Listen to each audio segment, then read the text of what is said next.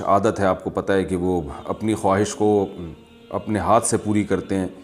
تو یہ پوچھ رہے ہیں کہ اس طرح سے غسل فرض ہوگا اور تنہائی میں گناہ کیا جاتا ہے، کیا یہ گناہ ہے؟ جی بالکل گناہ ہے، اور غسل بھی فرض ہوگا۔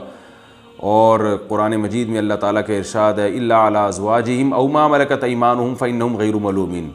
اپنی خواہش صرف بیوی کے ذریعے پوری کر سکتے ہو، اس کے علاوہ کوئی راستہ اسلام میں حلال نہیں ہے۔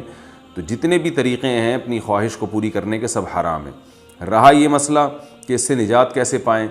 تو نجات پانے کے لیے سب سے پہلے تو جلدی نکاح ہے، دیر سے نکاح کی یہ آفتیں ہیں کہ اس طرف چلے جاتے ہیں۔ دوسرے اور بہت سارے اس کے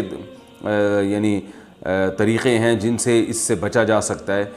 اپنے آپ کو آپ مصروف رکھیں، فارغ نہ بیٹھیں، فارغ دماغ جو ہے یہ شیطان کا گھر ہوتا ہے۔ پھر وہ اوقات دیکھیں جن پر خواہشات، یعنی کون سے اوقات ایسے جن میں یہ خواہش کا حملہ ہوتا ہے اور جس سے اس گناہ کی طرف توجہ جاتی ہے، تو ان اوقات میں کوئی مطالعہ کریں۔ جیسے آپ جب رات کو سونے کے لیے بستر پہ لیٹتے ہیں تو کوئی اچھی کتاب اپنے پاس رکھیں، اس کا اسٹڈی کرتے کرتے آپ سو جائیں، اور فحش فلموں سے اپنے آپ کو بچائیں، فحش لٹریچر سے بچائیں اپنے آپ کو، اور جم جایا کریں۔ ہم جب یعنی ہم جب خوراک کھاتے ہیں تو اس سے جو انرجی بنتی ہے، وہ انرجی اگر ہماری اچھے کاموں میں یوٹیلائز ہوگی تو برے کاموں سے ہم بچ جائیں گے۔ تو جم جانے والے، ایکسرسائز کرنے والے لوگ، ان کی انرجی صحیح جگہ یوز ہو رہی ہوتی ہے، تو دو طرح سے ان کو پھر ان برائیوں سے بچنے کی توفیق ملتی ہے۔ ایک تو اس لیے کہ انرجی صحیح جگہ یوز ہو گئی، دوسرا یہ کہ جب وہ فزیکل ایکٹیویٹیز میں اپنے آپ کو مصروف رکھتے ہیں تو ان میں ایک جذبہ پیدا ہوتا ہے ہم نے اپنی باڈی کو بنانا ہے، تو ہر وہ کام جو باڈی کو خراب کر رہا ہو اس سے وہ بچتے ہیں۔ ظاہر اس عمل سے انسان کو نقصان ہوتا ہے، صحت برباد ہوتی ہے،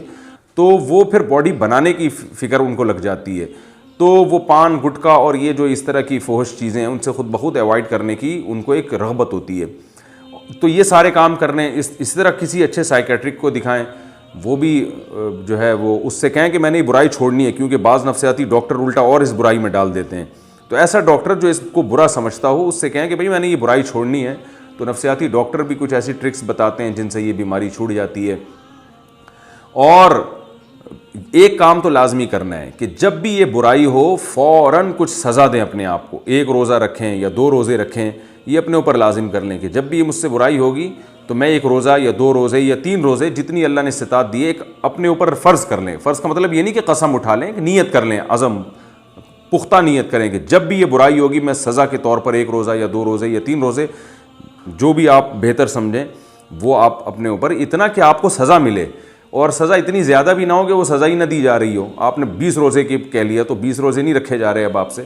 تو سزا اتنی ہونی چاہیے کہ اس میں سزا کا عنصر بھی ہو، یعنی نفس کو تکلیف بھی ہو، اور اتنی بھی زیادہ سزا نہ ہو کہ سزا دینا ہی مشکل ہو جائے، تو درمیانی درجے کی سزا ہو، کچھ صدقہ خیرات بھی کیا جائے ہر دفعہ میں،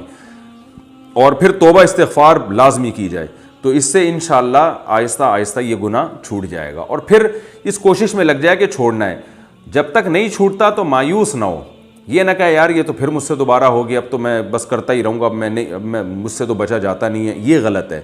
ایک دفعہ ہو گیا، آپ توبہ کریں، اور جو میں نے آپ کو اعمال بتائے ہیں وہ اعمال آپ کریں، تو پھر اگر دوبارہ ہو جاتا ہے پھر توبہ کریں، پھر وہی اعمال کریں آپ، تو ایک دم سے یہ چیزیں نہیں چھوٹتی ہیں، آہستہ آہستہ ہی چھوٹتی ہیں۔ یہ تو بہت کم لوگ ہوتے ہیں جن میں اللہ نے حوصلہ دیا ہوتا ہے ایک دم سے سب کچھ چھوڑ دیں،